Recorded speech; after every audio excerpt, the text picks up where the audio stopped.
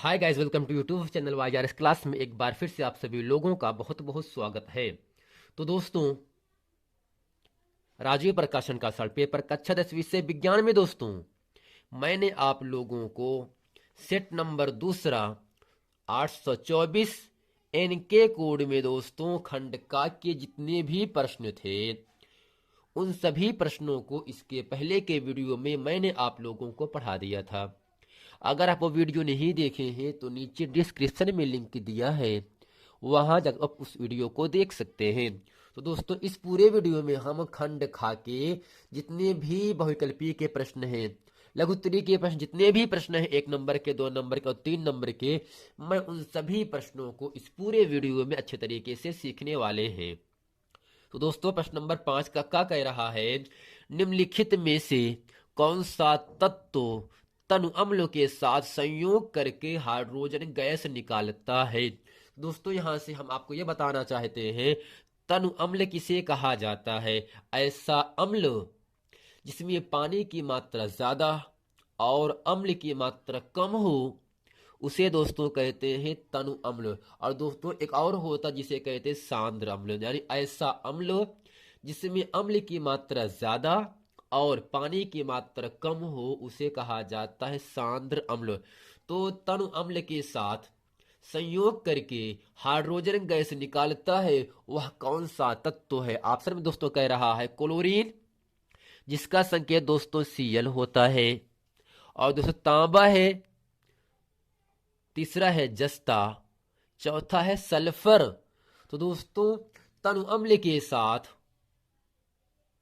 जस्त अर्थात जिंक संयोग करके अभिक्रिया करके हाइड्रोजन गैस निकालता है। अर्थात दोस्तों, ऑप्शन नंबर यहां से आपका तीसरा सही। अर्थात जब तनु अम्लों की क्रिया जिंक से कराया जाता है तब दोस्तों हाइड्रोजन गैस बाहर निकलती है। तो दोस्तों, यहां पर इन चारों ऑप्शन में ऑप्शन नंबर आपका तीसरा सही है, जिंक यानी जस्ता। अब दोस्तों, प्रश्न नंबर ख कह रहा है, निम्नलिखित में से कौन सा तत्व द्वितीय समूह का सदस्य है। पहला है Li, लिथियम कहेंगे। Mg दोस्तों मैग्नीशियम कहेंगे। बी क्या होगा, बेरियम होगा। और दोस्तों Si क्या होगा, आपका सिलिकॉन होता है। तो दोस्तों, द्वितीय समूह का सदस्य कौन है, लिथियम, मैग्नीशियम, बेरिलियम या सिलिकॉन। दोस्तों, जो आपका द्वितीय समूह का सदस्य होता है वह इन चारों ऑप्शन में ऑप्शन नंबर आपका दूसरा सही है, मैग्नीशियम। क्या दोस्तों, द्वितीय समूह का जो सदस्य होता है वह दोस्तों मैग्नीशियम होता है, जो कि ऑप्शन नंबर आपका दूसरा सही है। अगला है, संतृप्त हाइड्रोकार्बन में नहीं होता है। प्रश्न में दोस्तों गा कह रहा है, संतृप्त हाइड्रोकार्बन में नहीं होता। अब दोस्तों हम ये समझ लेते हैं हाइड्रोकार्बन किसे कहते हैं। हाइड्रोकार्बन किसे कहते हैं, वे हाइड्रोकार्बन यौगिक जिनका निर्माण हाइड्रोजन और कार्बन के मिलने से होता है उसे हाइड्रोकार्बन कहते हैं। अर्थात दोस्तों, वे कार्बनिक यौगिक जिनका निर्माण हाइड्रोजन और कार्बन के मिलने से होता है हाइड्रोकार्बन कहलाते हैं।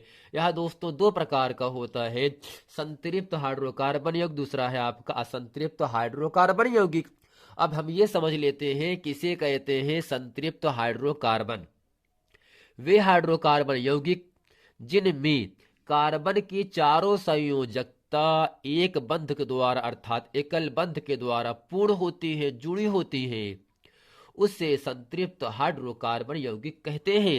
अर्थात दोस्तों, संतृप्त हाइड्रोकार्बन यौगिक में एकल बंध होता है, चतुष्फलकी संरचना होती है, और कार्बन कार्बन के बीच एकल बंध होने के साथ जो आबंध कोण बनता है वह 109 डिग्री 28 मिनट का कोण बनता है। लेकिन दोस्तों, हमसे पूछ क्या रहा है, संतृप्त हाइड्रोकार्बन में नहीं होता है। तो दोस्तों यहां समझ लेते हैं, जो एकल बंध होता है वह संतृप्ति में होता है, चतुष्फलक की जो संरचना हो तो आपका हाइड्रोकार्बन यौगिक में होगा, और दोस्तों कार्बन कार्बन के बीच एकल बंध के साथ आबंध कोण 109 डिग्री 28 मिनट का जो कोण बनता है वह संतृप्त हाइड्रोकार्बन के बीच बनता। लेकिन कह रहा है संतृप्त हाइड्रोकार्बन में नहीं होता। क्या दोस्तों नहीं होता, यही होता है कार्बन कार्बन के बीच डबल बॉन्ड नहीं लगाया जाता। यानी दोस्तों संतृप्त हाइड्रोकार्बन के बीच में कार्बन कार्बन के बीच डबल बॉन्ड नहीं लगाया जाता, अर्थात दोस्तों कार्बन कार्बन के बीच केवल एक ही बॉन्ड लगाया जाता है। इसलिए दोस्तों संतृप्त हाइड्रोकार्बन में नहीं होता, क्या नहीं होता, कार्बन कार्बन के बीच डबल बॉन्ड नहीं पाया जाता। इसलिए ऑप्शन नंबर आपका यहां से चौथा सही है। अगर दोस्तों कहता संतृप्त हाइड्रोकार्बन होता है, एकल बंध दोस्तों होता है, चतुष्फलक की संरचना भी होता है, कार्बन कार्बन के बीच एकल बंधुक होने के साथ आबंध कोण 109 डिग्री 28 मिनट का भी बनता है, लेकिन संतृप्त हाइड्रोकार्बन में नहीं होता, कार्बन कार्बन के बीच दोस्तों डबल बॉन्ड नहीं पाया जाता। अब दोस्तों हम ये समझ लेते हैं कि इसे कहते हैं असंतृप्त हाइड्रोकार्बन यौगिक। वे हाइड्रोकार्बन यौगिक जिनमें कार्बन कार्बन के बीच डबल बॉन्ड या तिरिक बंध उपस्थित होता है। यानी दोस्तों वे हाइड्रोकार्बन यौगिक जिनमें कार्बन कार्बन के बीच डबल बॉन्ड या ट्रिपल बॉन्ड पाया जाता हो, उपस्थित होता है, उसे असंतृप्त हाइड्रोकार्बन यौगिक कहते हैं। तो दोस्तों कहने का मतलब ये हुआ, अगर कार्बन कार्बन के बीच एकल बंध पाया जा रहा है, वह दोस्तों आपका संतृप्त हाइड्रोकार्बन यौगिक होगा। और दोस्तों इसकी जो विशेषताएं होती है, इसमें दोस्तों एकल बंध होता है, चतुष्फलक की संरचना होता है, और कार्बन कार्बन के बीच एकल बंध होने के साथ जो आबंध कोण बनता है 109 डिग्री 28 मिनट का कोण बनता है। लेकिन असंतृप्त हाइड्रोकार्बन यौगिक में कार्बन कार्बन के बीच डबल बॉन्ड या दोस्तों ट्रिपल बॉन्ड बनता है। किसमें दोस्तों, असंतृप्त हाइड्रोकार्बन यौगिक में। तो दोस्तों आशा करते हैं प्रश्न नंबर का अच्छे तरीके से आप लोगों को समझ में आ गया होगा। प्रश्न नंबर 6 का क्या कह रहा है, निम्नलिखित में से प्रत्येक के दो दो उपयोग लिखिए। ऑप्शन दोस्तों यहां से पहला है धामन सोडा, दूसरा है विरंजक चूर्ण। अब दोस्तों खा है संतृप्त तथा असंतृप्त हाइड्रोकार्बन को उदाहरणों द्वारा समझाइए। दोस्तों संतृप्त और असंतृप्त जो हाइड्रोकार्बन है, इसकी परिभाषा मैंने आप लोगों को अभी बताया, और ये आशा करता हूं कि आपको समझ में आ गया होगा। गहे एल्कोहल एवं अम्ल के मध्य की अभिक्रिया क्या कहलाती है, समीकरण भी दीजिए। आइए दोस्तों चलते हैं प्रश्न नंबर 6 का खा और गा। इस पूरे वीडियो में हम अच्छे तरीके से पढ़ने वाले हैं। तो दोस्तों प्रश्न नंबर यहां से 6 का है, धामन सोडा व विरंजक चूर्ण के दो दो उपयोग लिखिए। अब दोस्तों यहां से हेडिंग करते हैं काले पेन से, धामन सोडा के दो उपयोग। और दोस्तों धामन सोडा का मतलब ये होता है धोने वाला सोडा। जिस सोडे से कपड़े को धोया जाता है, वही सोडा को क्या होगा दोस्तों, धामन सोडा होता है। इसका दोस्तों सूत्र क्या होगा, Na2CO3 इंटू 10H2O, जिसे दोस्तों कहा जाता है सोडियम कार्बोनेट। अर्थात जो आपका धामन सोडा होता है उसका सूत्र होता है सोडियम कार्बोनेट होता है। अब दोस्तों इसका उपयोग क्या क्या होगा, पहले यह दिया गया है कपड़े धोने में इसका उपयोग किया जाता है। अर्थात दोस्तों जो धामन सोडा होता है इसका उपयोग कपड़े धोने में हम करते हैं। धामन सोडे का उपयोग कांच, साबुन एवं कागज उद्योगों में होता है। अर्थात जो आपका धामन सोडा होगा सोडियम कार्बोनेट होता है, Na2CO3 इंटू 10H2O होता है, इसका उपयोग कपड़े धोने में किया जाता है। और इसके साथ साबुन, कागज उद्योगों में भी, कांच के उद्योगों में भी धामन सोडे का उपयोग किया जाता है। तो दोस्तों दूसरा दिया है विरंजक चूर्ण, और दोस्तों इसका सूत्र होता है CaOCl2, जिसे दोस्तों कहते हैं कैल्शियम ऑक्सीक्लोराइड।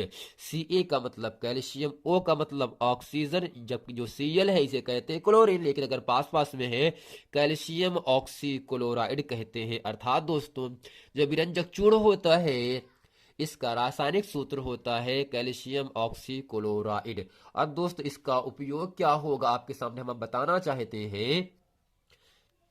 नंबर दोस्तों यहां पर क्या होगा, वस्त्र उद्योग में यानी कपड़े के उद्योग में सूती एवं लिनेन के विरंजक के रूप में विरंजक चूर्ण का उपयोग किया जाता है। और पीने वाले जल को जीवाणुओं से मुक्त करने के लिए व्यंजक चूर्ण का उपयोग किया जाता है।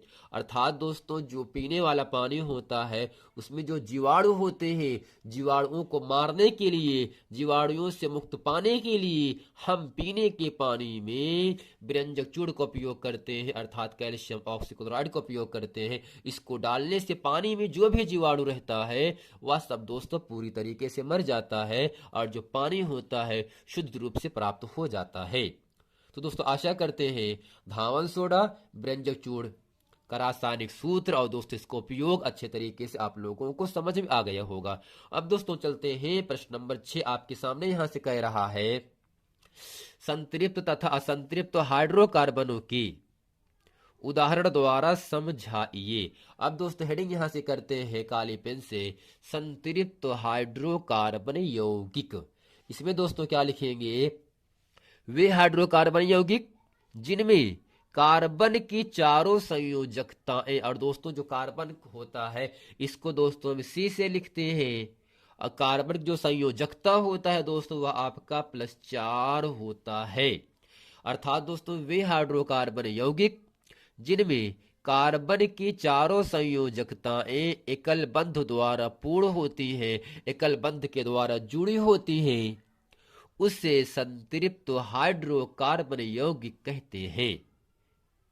और दोस्तों यहां से है CnH2n+2, यह दोस्तों एल्केन का सूत्र होता है। इसमें दोस्तों 10 होते हैं। पहला होगा meth, eth, prop, but, pent, hex, hept, oct, non dec. अर्थात दोस्तों एक कार्बन के लिए मेथ, 2 कार्बन के लिए एथ, और दोस्तों 3 कार्बन के लिए लगाते हैं प्रोप। अर्थात दोस्तों इसमें यानी कमान 1 रखो, आपका फार्मूला बनेगा मेथेन का CH4 का, यानी कमान 2 रखा जाए तो C2H6 बनेगा जो कि एथेन का सूत्र होगा, और यानी कमान 3 रखने पर दोस्तों प्रोपेन अर्थात C3H8 का फार्मूला बन जाता है। यानी कमान 4 रखने पर C4H10 को हम दोस्तों ब्यूटेन कहते हैं। अर्थात एल्केन का जो सामान्य सूत्र होता है CnH2n+2, इसमें दोस्तों n का मान रखने पर methane, ethane, propane, butane, pentane, hexane, heptane, octane, nonane, decane फार्मूले प्राप्त हो जाते हैं। दोस्तों आशा करते हैं जो आपका संतृप्त हाइड्रोकार्बन यौगिक होता है इनके बीच में एकल बंध होता है, और दोस्तों कार्बन कार्बन के बीच में कलबंध होने के साथ जो आबंध कोण बनता है वह 109 डिग्री 28 मिनट का कोण बनता है। और दोस्तों इसमें चारों संयोजकताएं एकल बंध के द्वारा जुड़ी होती हैं, इसलिए दोस्तों इसको हम कहते हैं चतुष्फल की संरचना कहते हैं। अब दोस्तों अगला यहां से है असंतृप्त हाइड्रोकार्बन यौगिक। अब दोस्तों CnH2n दोस्तों इसे कहते हैं एल्कीन का समान सूत्र है। CnH2n-2 या दोस्तों एल्काइन का समान सूत्र है।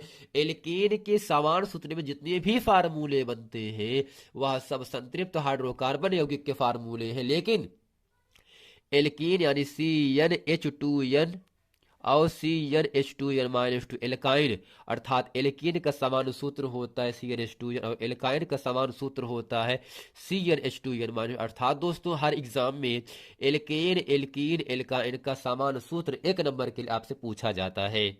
तो आशा करते हैं एल्केन, एल्कीन, एल्काइन का समान सूत्र इसे अच्छे तरीके से आप लोग याद रखेंगे। तो अब दोस्तों चलते हैं यहां से, वे हाइड्रोकार्बन यौगिक जिनमें कार्बन कार्बन के बीच द्विक बंध या तिरिक बंध उपस्थित होता है या पाया जाता है उसे असंतृप्त हाइड्रोकार्बन यौगिक कहते हैं।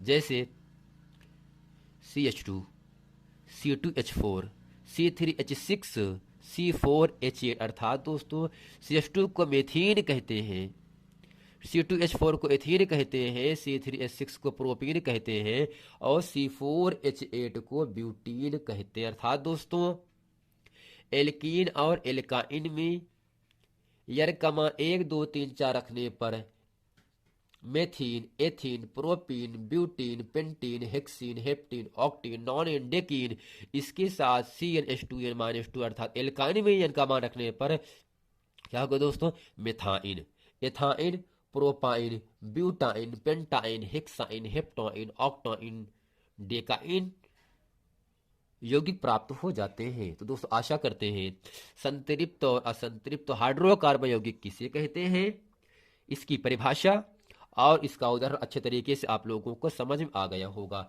अब दोस्तों प्रश्न नंबर 6 का गा कह रहा, जो कि इस पूरे वीडियो का अंतिम प्रश्न होगा। इसमें दोस्तों आपसे ये कहा जा रहा है, एल्कोहल एवं अम्ल के मध्य की अभिक्रिया क्या कहलाती है। एल्कोहल एवं अम्ल के मध्य की अभिक्रिया जो होता है दोस्तों, उसे क्या कहते हैं। अब दोस्तों इसके उत्तर में हम लिखते हैं, एल्कोहल एवं अम्ल के मध्य की अभिक्रिया को एस्टरीकरण की अभिक्रिया कहते हैं। अर्थात दोस्तों एल्कोहल की क्रिया अम्ल से कराने पर, अर्थात कौन सा दोस्तों अम्ल होगा, C2H5OH, जिसे हम एथिल एल्कोहल कहते हैं। जब एथिल एल्कोहल की क्रिया, यानी दोस्तों जब एथिल एल्कोहल की क्रिया CH3COOH को दोस्तों कहते क्या है, एथेनोइक अम्ल, जिसे कहते एस्टिक अम्ल भी कहा जाता है। अर्थात एस्टिक अम्ल की क्रिया एथिल एल्कोहल से कराने पर CH3 bond carbon, single bond oxygen, single bond CH2, single bond CH3 plus दोस्तों H2O के साथ दोस्तों कार्बन की चिन्ह आपका ऑक्सीजन डबल बॉन्ड के साथ जुड़ा होता है।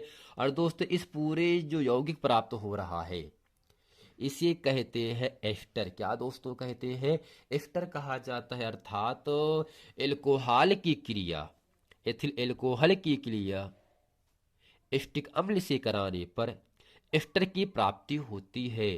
तो दोस्तों आशा करते हैं इस पूरे वीडियो में जितने भी प्रश्न आप लोगों को बताए हैं वे सभी प्रश्न अच्छे तरीके से आप लोगों को समझ में आ गया होगा।